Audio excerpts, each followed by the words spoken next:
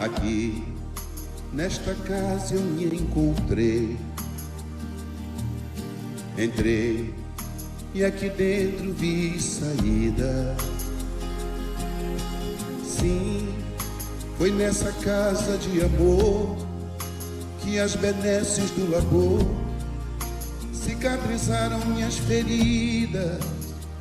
Depois de muitos e muitos passes, estudo e a água da paciência, religar e religuei, filosofiquei, tomei ciência. Aqui, nesta casa de oração, orei, pratiquei o evangelho. Sim, foi nesse pouso espiritual que eu conheci a vida real. Rompi de vez com um homem velho. Depois de muitas e muitas preces, palestras e água da fé, religar e religuei. A casa, quando é santa, é posto de emergência, hospital de alma, dissipando dores, transcendentes traumas, frente de serviços que a todos levanta, pronto atendimento de Deus, oh Santa Casa Santa. Eu fiz amigos do peito, pessoas com quem posso contar. Atendimento fraterno, culto do evangelho no lar. Sim, nessa oficina de Jesus, chorei cantando quanta luz, com as vibrações desse lugar. Depois de muitas e muitas quedas, me fortalecendo na fé, religar e religuei. A casa, quando é santa, é posto de emergência, hospital de alma, dissipando dores, transcendentes traumas, frente de serviços que a todos levanta, pronto atendimento de Deus, oh Santa Casa Santa. Por isso canto e dou graças a Deus, secando lágrimas nos olhos meus. Depois de muitas e muitas preces, palestras e água da fé, religar e religuei. Toda casa, quando é santa, é posto de emergência, hospital de alma, dissipando dores, transcendentes traumas, frente de serviços que a todos levanta, pronto atendimento de Deus, oh Santa Casa Santa. Posto de emergência, hospital de almas, dissipando dores, transcendentes traumas, frente de serviço que a todos levanta, pronto atendimento de Deus, Santa Casa Santa. Frente de serviços que a todos levanta, pronto atendimento de Deus, Santa Casa Santa.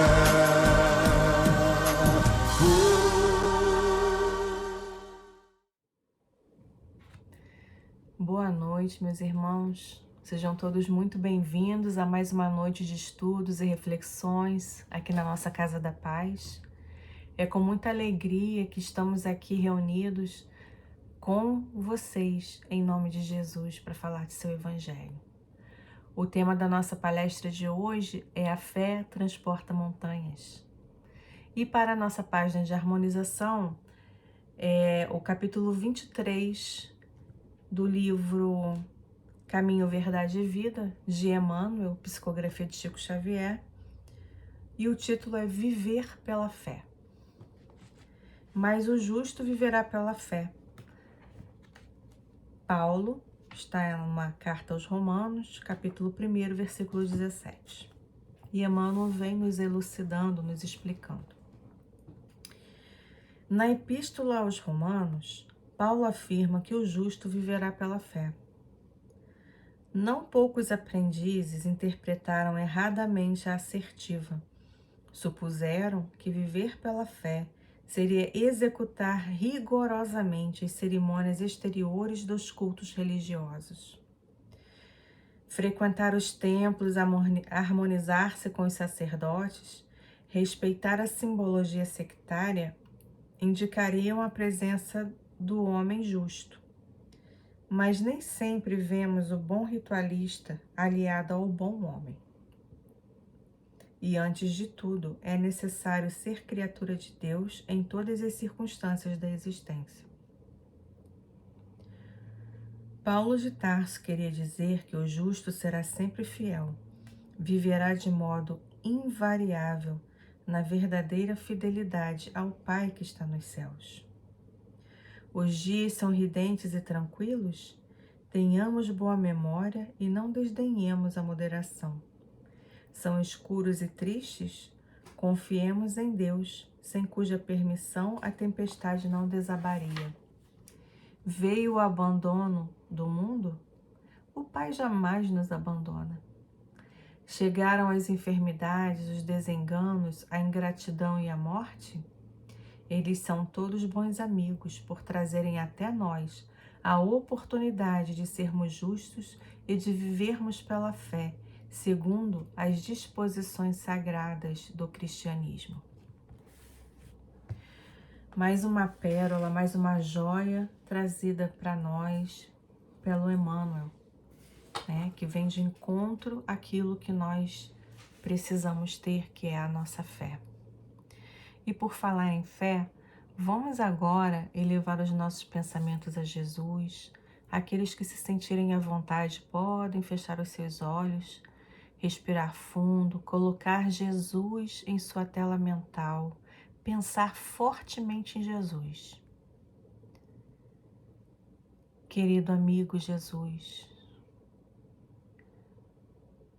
queremos, Senhor, nesse momento, elevar os nossos pensamentos a Ti, em gratidão. Gratidão pelo nosso dia, que apesar das dificuldades nós vencemos. Gratidão, Senhor, pelo nosso trabalho que garante o pão de cada dia. Gratidão, Senhor, pelo Teu Evangelho que nos garante o sustento da alma. Senhor, que nesse momento os nossos anjos guardiões, nossos mentores espirituais estejam ao nosso lado, nos envolvendo com a Tua paz, fazendo com que nós compreendamos tudo aquilo que aqui vai ser dito de uma forma bem clara, para aplicarmos no nosso dia a dia. Sê conosco, Jesus. Envolve cada um em suas casas nesse momento. Que assim seja, graças a Deus. Então, meus irmãos, vamos ao nosso estudo. Bem, o nosso tema, ele é baseado no Evangelho segundo o Espiritismo, capítulo 19, cujo título é A Fé Transporta Montanhas. E nós usamos 2 livros como obras subsidiárias, significa obras que vão nos trazer mais apoio para o nosso estudo, né, para ele ficar mais esclarecido. Uma delas é Anotações de Servidor, de Dr. Bezerra de Menezes, e o outro livro é Iluminação Interior, de Joana de Ângeles, né? E vamos iniciar contando para vocês a história de Dona Eunice, porque é algo que está no nosso cotidiano, no nosso dia a dia, né? E a gente vai ver que vai trazer mais esclarecimento para nós. Dona Eunice, era uma mulher muito sorridente, uma mulher simples e honesta, que morava com a sua família num dos bairros rurais da cidade do Rio de Janeiro. Mãe de 4 mulheres, 4 meninas e um menino, né? O menino filho do seu coração bondoso, a avó de 12 netos, dos quais 6 moravam com ela ainda. A dona Eunice e o seu esposo de tudo faziam para sustentar aquela família. Ela, empregada doméstica, trabalhava em algumas casas, né? E ele, lavrador e jardineiro. Mal sabia ler e escrever. Ela já sabia ler e escrever, mas ele não. Então eles tentavam a todo custo sustentar essa família, porque queriam a família unida, né? Eles recebiam, embora eles recebessem a ajuda, né, das filhas que moravam com eles, as 2 filhas mais novas que moravam com eles, essa ajuda ainda era muito precária, porque elas, quando tinham trabalho, quando conseguiam trabalho, elas ajudavam em casa. E ainda assim, tinha escassez de recursos, né? Tinha pouco alimento, pouca vestimenta, tudo era muito pouco, às vezes roupas eram usadas que as pessoas davam, né? Mas o que era principal era a falta de alimentos. Isso que deixava a dona Eunice e o seu esposo muito triste, né? Mas a dona Eunice sempre foi uma mulher de muita fé. Todos os dias, todos os finais de semana, todo domingo ela ia para a igreja para adorar o Senhor, como ela falava. Chover, se fizesse sol, ela ia adorar o Senhor. Tivesse visitas ou não na sua casa no domingo, ela ia adorar o Senhor, a visita que esperasse. Então, como ela costumava dizer, Deus em primeiro lugar, né? Em determinada ocasião da sua vida, ela se descobriu com um câncer de mama muito severo, muito agressivo, né? E assim que ela pôde, ela iniciou o seu tratamento no INCA, né? A quimioterapia, que é também um tratamento muito agressivo, cheio de efeitos colaterais, né? A pessoa sente aquele mal-estar o tempo inteiro, aquela indisposição, os cabelos caem. O que aconteceu também com a dona Eunice? Dona Eunice ficou careca, né? E mesmo assim ela não deixou o mau humor vencer. Ela manteve o seu bom humor. E como é que ela fazia isso? Virava, mexia, ela chegava em casa, tirava a peruca na frente dos netos. E os netos começavam a apontar para ela, a rir, gargalhava. Falava, a vovó tá ridícula, por que a vovó cortou o cabelo desse jeito, raspou a cabeça? Por que vovó fez isso? Porque a vovó tá ridícula. E as crianças caíam na risada, porque elas não sabiam nada do que estava acontecendo com a dona Eunice, né? Não sabia o que estava passando com a avó. E aquilo trazia uma alegria para dona Eunice, trazia uma atmosfera diferente para o ambiente da casa, né? Aí o tempo ia passando, a dona Eunice continuava o tratamento, né? E em um belo momento, a dona Eunice venceu a batalha contra o câncer naquele momento, né? Mas, falando em batalha, a batalha contra a penúria ainda continuava, né? A batalha contra as dificuldades ainda continuavam. Havia dia de fartura, que era quando eles recebiam o pagamento, que iam fazer as compras, dias de pouco e dias de nada na casa para comer ou para alimentar as crianças, né?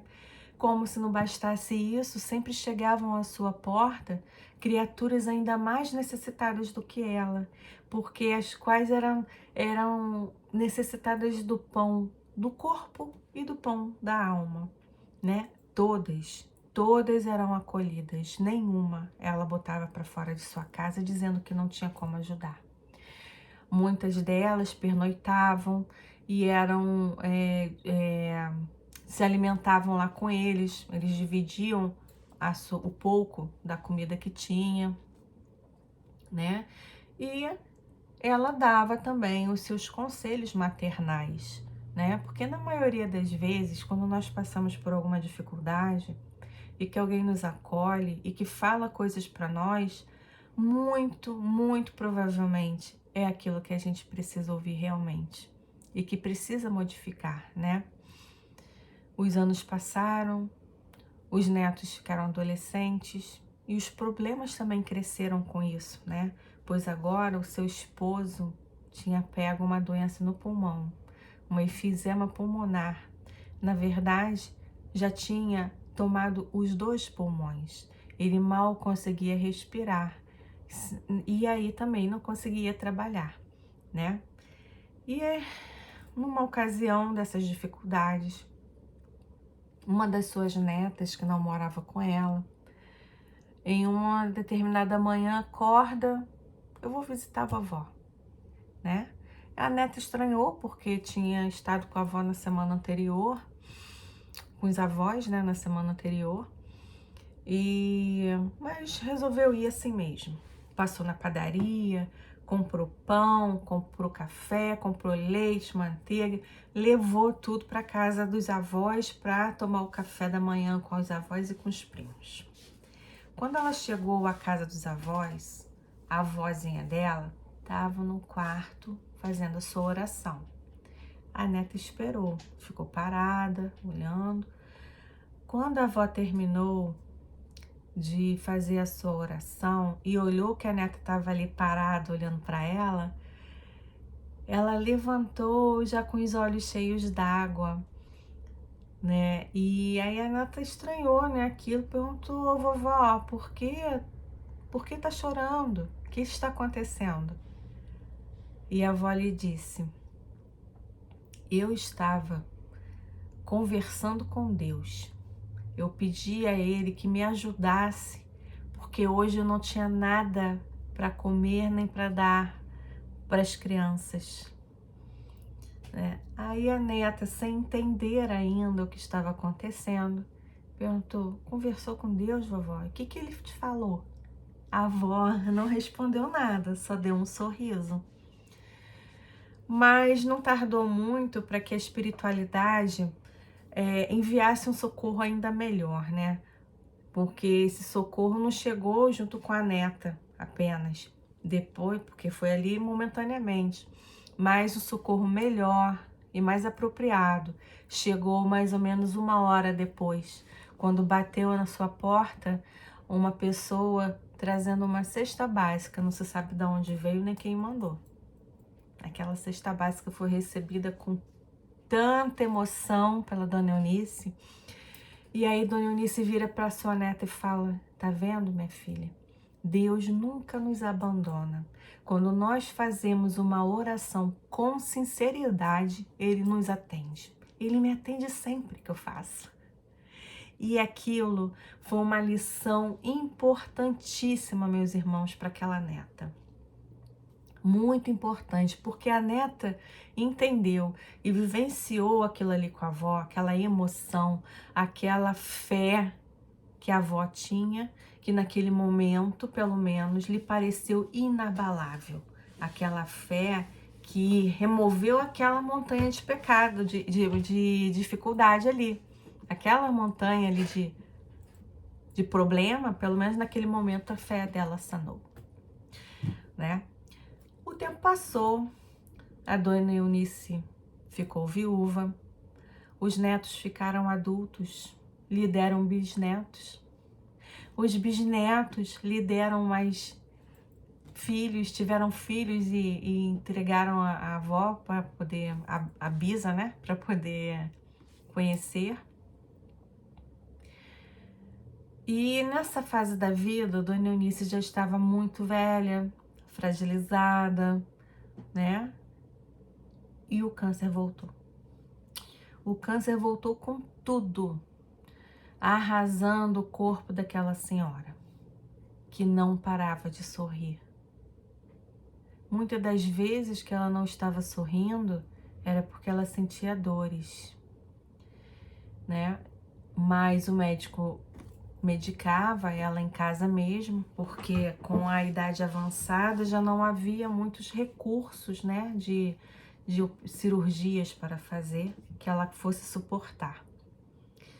Ela era cuidada pela uma das suas filhas mais novas, que dedicou a sua vida também para cuidar da mãe até o fim, em tempo integral. E aí, numa dessas visitas que a sua neta fazia, que ela ainda continuava fazendo, embora um pouco mais espaçadas, né? Porque com as dificuldades da vida, a neta também se casou, tinha o seu emprego, sua casa para cuidar, espaçou um pouco mais, mas ainda assim visitava a avó. Então, numa dessas últimas visitas que a neta fez, percebeu o quão fragilizada que a avó estava, fisicamente, mas o quanto de sabedoria que aquela senhora trazia. E sempre que podia, ela conversava muito com a avó sobre a vida, que era o que elas mais gostavam de conversar. Elas riam, elas choravam, mas um belo dia, a dona Eunice fez o seu retorno à pátria espiritual, já com 86 anos. E não sem deixar as suas sementes de fé, de amor ao próximo e de caridade o tempo todo.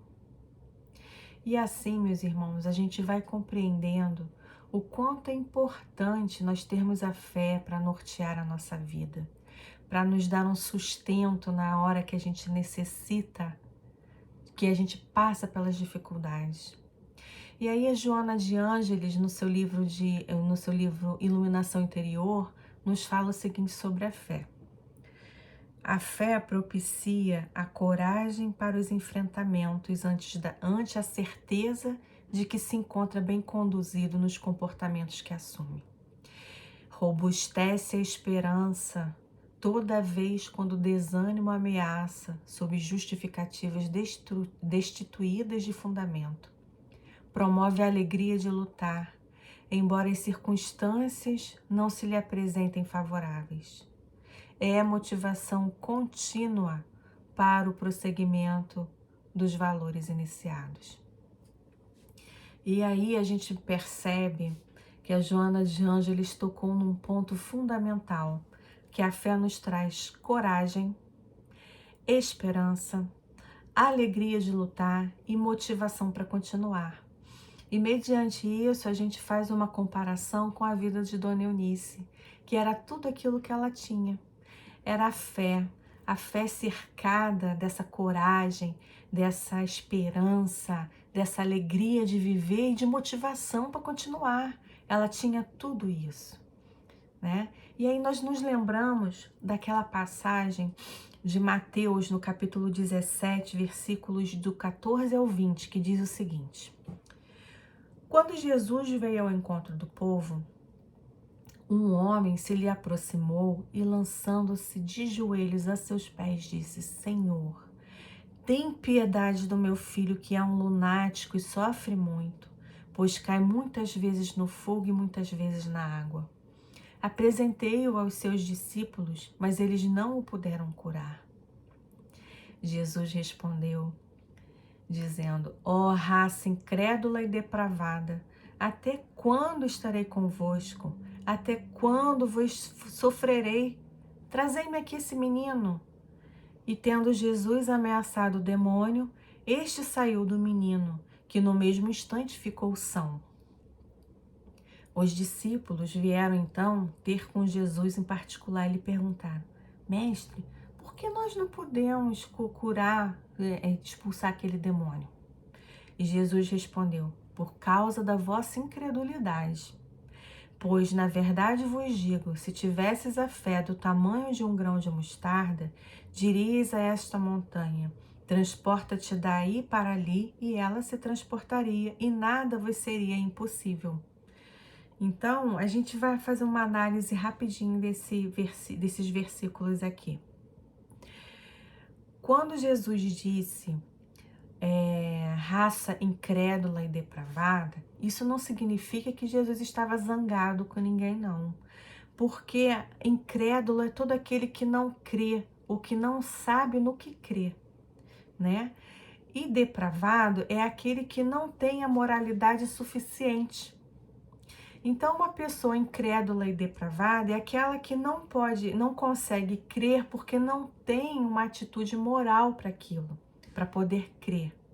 E veja, atitude moral não quer dizer que a pessoa seja insana, que ela seja ruim, né? Apenas ela não desenvolveu aquelas questões que ela poderia ter desenvolvido para ter uma fé, para crer em algo. Então, Jesus também não ameaçou demônio, porque, veja, no nossa doutrina espírita, nós sabemos que demônio, do jeito que a gente conhece na nossa crença popular, ele não existe.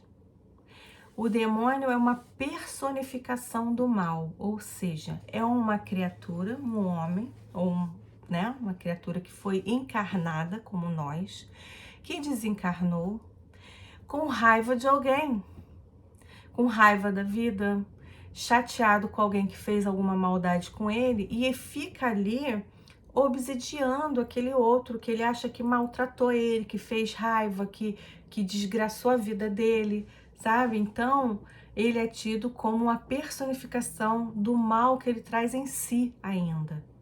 Então, quando Jesus chega perto desses tipos de criatura, encarnada ou desencarnada, as criaturas é que se afastam.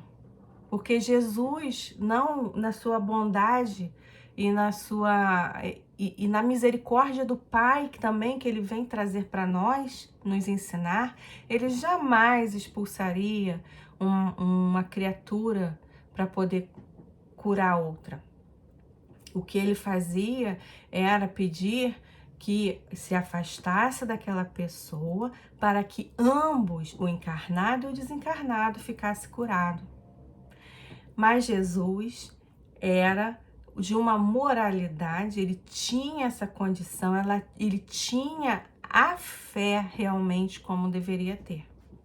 Então ele conseguia, através da pureza do seu sentimento, do seu caráter, da sua moralidade, pedir para que aquela criatura, aquele espírito obsessor se afastasse dali. E o obsessor também era tratado, era curado por ele, né? Então, em referente aos discípulos, por que os discípulos não puderam curar? Porque em algum momento eles duvidaram. Em algum momento eles duvidaram de si mesmos, né? A fé, ela, por menor que seja, ela pode remover muitas dificuldades do nosso caminho. Não precisa ser uma fé grandiosa, né? Os discípulos não puderam curar, não puderam ajudar naquele momento, porque como o próprio nome já diz, discípulos, eles eram aprendizes, eles ainda não sabiam, eles ainda não tinham aquela certeza de que eles poderiam fazer aquilo, porque eles estavam aprendendo, né? A fé não se adquire da noite para o dia, de um dia para o outro. A fé necessita de esforço e dedicação contínua. Então, como os discípulos ainda estavam aprendendo, eles ainda não tinham essa dedicação e esforço contínuos, que eles vieram a ter mais tarde, como a própria história no Evangelho nos conta, né? Então, a fé sincera, ela tem um poder muito grande, né? A fé sincera e verdadeira, que está no capítulo 19, ainda falando sobre o poder da fé, diz o seguinte: a fé sincera e verdadeira é sempre calma, ela dá paciência que sabe esperar, porque tendo seu ponto de apoio na inteligência e na compreensão das coisas, tem a certeza de chegar ao seu objetivo. Isso significa que qualquer qualquer situação que nós estejamos passando de dificuldade. Nós precisamos cultivar a nossa fé, porque a fé vai trazer um alívio para o nosso coração. Ela vai trazer uma mudança de perspectiva, ou seja, a gente vai conseguir olhar para o problema de uma outra forma. E aí a gente vai conseguir ter condição para resolver aquele problema. A fé, ela nos dá certeza dos ensinamentos de Jesus, que diz que Deus é amor. É claro, Deus é amor, inclusive nas nossas dificuldades, porque tudo que acontece para nós, acontece para nossa evolução, acontece porque o Pai nos ama, Ele quer que a gente evolua, né? E Ele realmente é todo amor, toda humildade, toda resignação, né? Jesus nos ensinou que nós precisamos ter essa fé resignada também. Quando nós passamos por alguma dificuldade, nós precisamos ter essa fé que acalma, que nos mostra o problema, que a gente consiga ver o problema de um outro ângulo, mas que a gente precisa ter a humildade e a resignação passando por aquele problema também, porque só assim que a gente vai conseguir evoluir. Jesus disse que nunca nos deixaria órfãos, e é verdade, nós nunca estamos sozinhos, Ele sempre está conosco, seja através dos nossos irmãos espirituais que nos auxiliam, né, os nossos anjos da guarda, Ele está conosco através da intuição que Ele dá para uma pessoa falar algo que nós estamos precisando ouvir, né? Então Ele sempre está conosco, Ele cumpriu todas as promessas que Ele nos fez, inclusive essa, cumpre até hoje, né? E assim, de prova em prova, de dificuldade em dificuldade, a gente vai evoluindo e nos tornando pessoas melhores e com isso tendo a nossa fé mais fortalecida, né? Então, quando nós falamos em fé, sempre nos vem à mente algum tipo de templo religioso que nós fizemos parte ou que fazemos parte até hoje, né? E o Kardec nos diz referente à fé religiosa, né? Então ele fala que do ponto de vista religioso, a fé consiste na crença em dogmas. E o que seriam esses dogmas? O dogma é o cerne, é o ponto-chave da religião, é o que torna a religião com a característica que ela tem. Por exemplo, existem crenças com dogmas de que Jesus ainda não nasceu, né? Que, se eu não me engano, é o judaísmo. Eles não acreditam que o Messias já veio, que Jesus Cristo já nasceu. Então, eles pregam na religião deles que Jesus ainda virá. Outro dogma de outra religião, por exemplo, algumas religiões têm como dogma que é possível a reencarnação em corpos de animais, né? Então, o dogma, né, o ponto-chave daquela religião é a reencarnação no corpo de animais, que eles acham que é possível.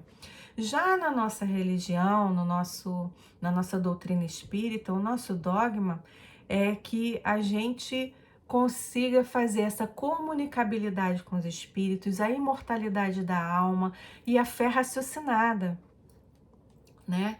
E quanto a isso, então, o Kardec fala para nós o seguinte, que a fé, né, ela pode ser, a fé do ponto de vista religioso, tá? Ela pode ser cega ou raciocinada.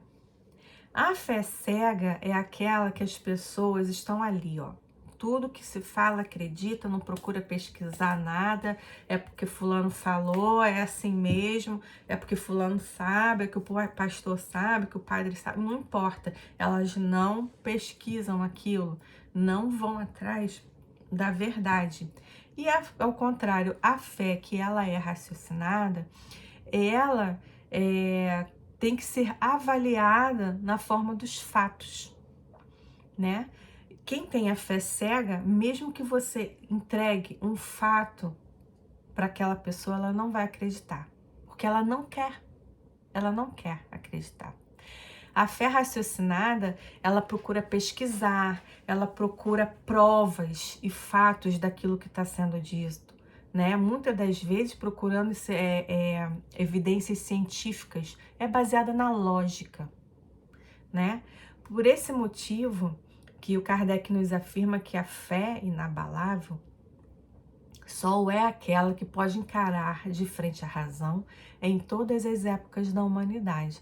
Ou seja, a fé, quando ela é fundamentada na lógica, na razão, ela transcende o tempo, não existe tempo para ela. Em qualquer momento, você vai verificar que pedra é pedra, madeira é madeira, água é água, fogo é fogo, porque são coisas lógicas, né, que fazem sentido. Um exemplo da fé raciocinada foi o próprio Kardec, que quando ele iniciou o trabalho de codificação, ou seja, a organização, né, do Livro dos Espíritos, uma forma dele pesquisar se as respostas, as coisas que os espíritos estavam falando para ele eram verdade, foi ele fazendo uma pergunta para vários médiuns em vários locais, às vezes médiuns de outros países. Os médiuns não se conheciam. E quando as respostas chegavam até ele, e ele verificava que a resposta era a mesma, ele tinha aquilo como verdade. Isso foi uma técnica que ele usou para poder fazer esse tipo de pesquisa, né?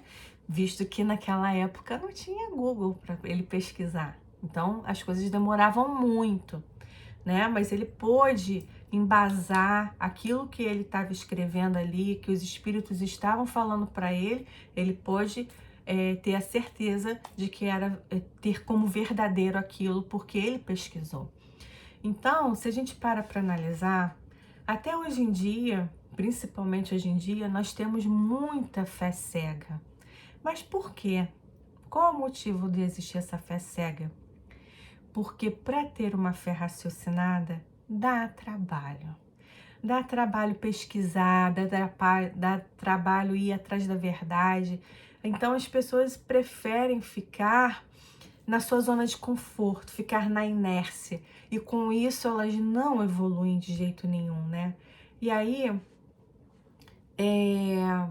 a gente vê que por que a fé tem que ter tanto trabalho? Para você ter a confirmação daquela fé, né? Dá trabalho ter fé? Dá, porque você tem que ter fé raciocinada. A fé tem que ter raciocínio lógico, porque Deus não fez nada sem ter lógica. Tudo tem motivo, e se tem motivo, tem lógica, né? Então, hoje em dia, a gente percebe que não é raro a gente encontrar pessoas em depressão, com obsessão, se suicidando nesses últimos tempos. Não é raro, está se tornando muito comum, infelizmente. Inclusive no meio espírita, tá? Porque encontramos irmãos que se diziam muitas vezes espíritas e atravessam as portas da morte através do suicídio, né? E o que seria isso se não a falta da fé, né?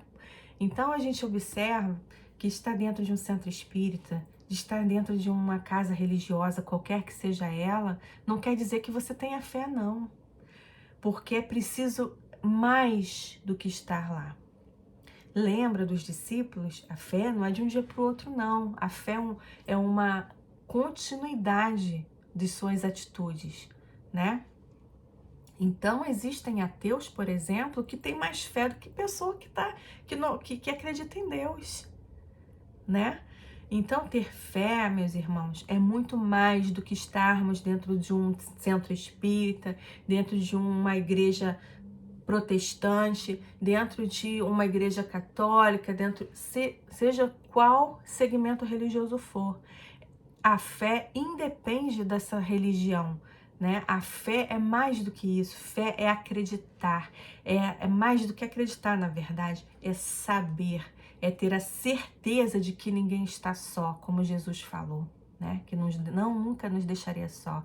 É ter a certeza absoluta de que você vai conseguir resolver aquele problema, que todo problema tem solução e que Deus não coloca fardos pesados em ombros fracos. Se chegou aquele problema para você, é porque você tem a capacidade de resolvê-lo. Então, resolva. Tenha fé, tenha firmeza. As coisas são assim, para que a gente consiga evoluir, né? O Dr. Bezerra de Menezes, no seu livro Anotações de Servidor, sob o título de capítulo de Notas de Fé, diz o seguinte: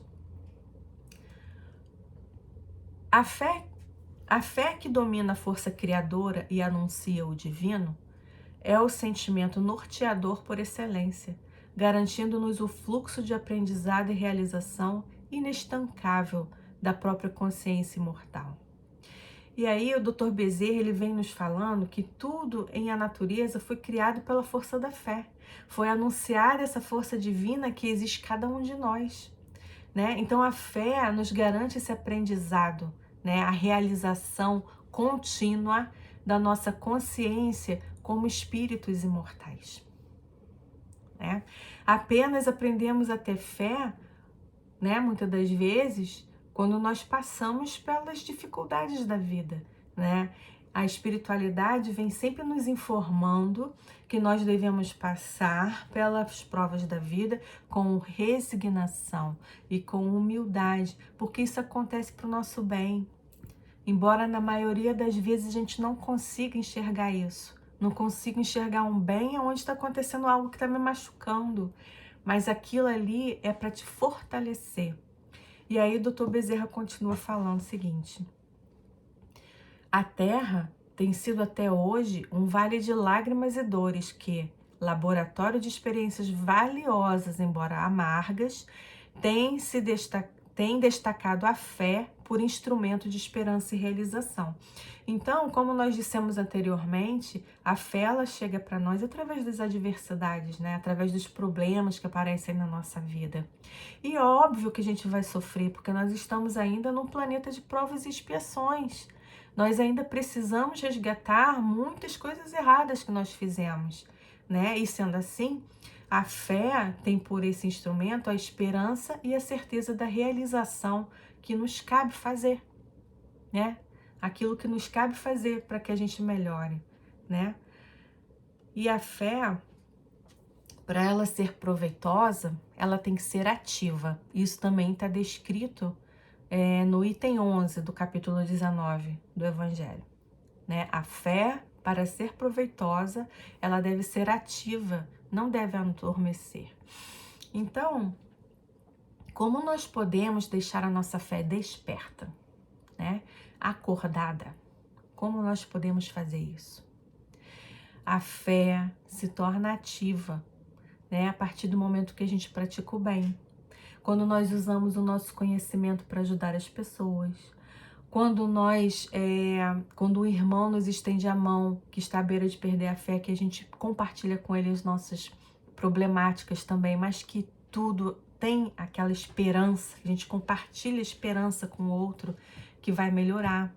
Isso é usar a fé, é despertar a nossa fé, acordar ela, sabe? E a fé, principalmente, ela deve ser para nós mesmos, para nós nos modificarmos, né? Em Tiago, capítulo 2, versículo 26, diz que a fé sem obras é morta. Ou seja, nós devemos dar provas da nossa fé através da nossa própria conduta, né? A esperança e a caridade são uma consequência da fé. E essas três virtudes são uma trindade inseparável. Então é impossível você ter fé e não ter esperança. Você ter fé e não ter caridade. É impossível, porque todas fazem parte uma da outra. Elas estão numa engrenagem, elas estão entrelaçadas entre si, né? A fé, divina inspiração de Deus, desperta todos os nobres instintos que conduzem o homem ao bem. É a base da regeneração. Então, muito se tem falado ultimamente em regeneração. Regeneração planetária para cá, regeneração planetária para lá. Entretanto, a gente tem que ter a consciência de que um planeta regenerado, ele requer habitantes regenerados. Então, se nós quisermos continuar no nosso planeta, fazer ainda parte aqui do planeta Terra, a gente precisa se regenerar. Como é que a gente vai fazer isso? Modificando o nosso comportamento, fazendo o que a gente vem falando também, tocando sempre nessa tecla, a nossa reforma íntima, trocando os nossos defeitos por virtudes, né? A gente não tem como, quem dera tirar o defeito, jogar fora e botar uma virtude. Quem dera fosse fácil assim, né? Mas a gente vai transformando aos pouquinhos aqueles nossos defeitos em virtudes. Por exemplo, uma pessoa que gosta bastante de fazer fofoca, quando chega uma fofoca nela, ela, não, eu não posso mais fazer isso, né? Eu tenho que me modificar. Então ela pelo menos já escuta, já não passa para frente. E daqui a um tempo, ela sequer tá ouvindo o que o outro tá falando, né? Porque se é algo que se torna fofoca, porque é uma informação desnecessária, que não vai fazer bem para ela, não vai fazer bem para o próximo, não vai fazer bem para ninguém. Então ela passa até a não escutar. E é assim que, de degrau em degrau, de defeito em defeito, a gente vai se melhorando, a gente vai deixando de ser, cometer aqueles erros e cometendo e fazendo coisas boas no lugar, né?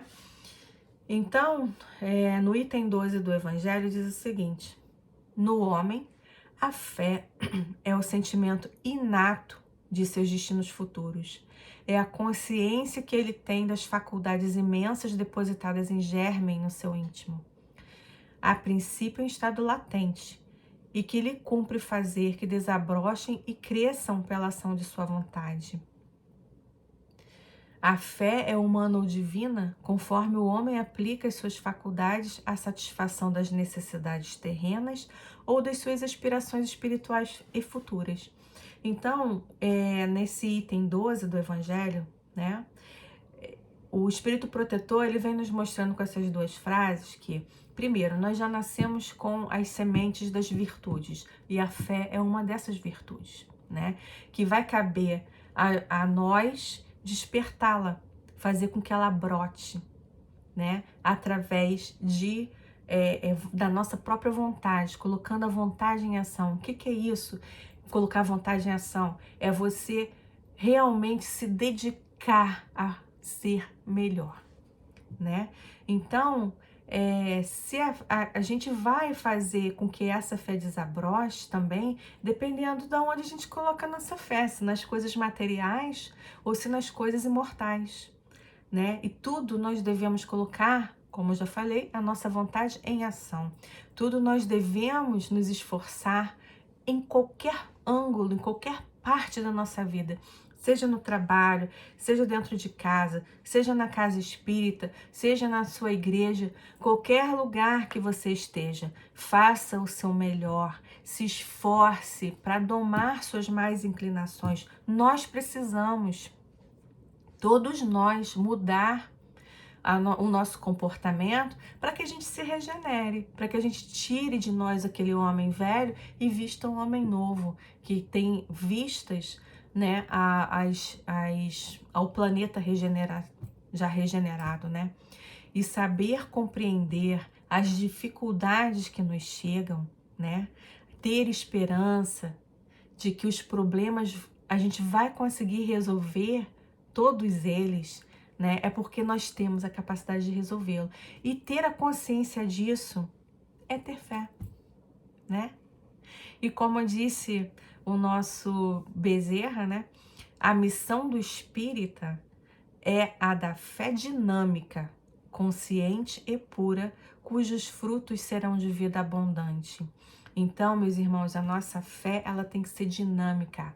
Não adianta você falar, eu tenho fé. Aí acontece um problema e você se descabela, e você chora, e você entra em depressão, e daqui a pouco tá abrindo portas para uma obsessão. Não adianta. A fé é dinâmica, e esse dinamismo é sempre a modificação das nossas más inclinações, ajudando principalmente o nosso próximo, né? Então, meus irmãos, que nós possamos todos fazer parte, fazer a nossa parte, fazer parte desse todo, cada um de nós fazendo a nossa parte para espalhar a fé, para espalhar a esperança, para espalhar a caridade através de nossos exemplos, né? Elevemos então mais uma vez os nossos pensamentos a Jesus. Senhor Jesus, gratidão, Mestre, gratidão por esses ensinamentos. Gratidão, Senhor, por ter estado conosco há mais de 2000 anos, nos trazendo lições belíssimas que duram até hoje e durarão muito mais. Obrigada, Senhor, por esse pão da alma, por esse banquete espiritual, que nós possamos, Senhor, colocá-lo em prática, colocar a fé viva em nossos corações, para que nós possamos, Senhor, olhar para trás e dizer: eu venci, porque Jesus me ajudou. Obrigada, Senhor, por tudo. Se conosco, Mestre, hoje, como sempre. Graças a Deus. Então, meus irmãos, um beijo no coração de vocês e até a próxima.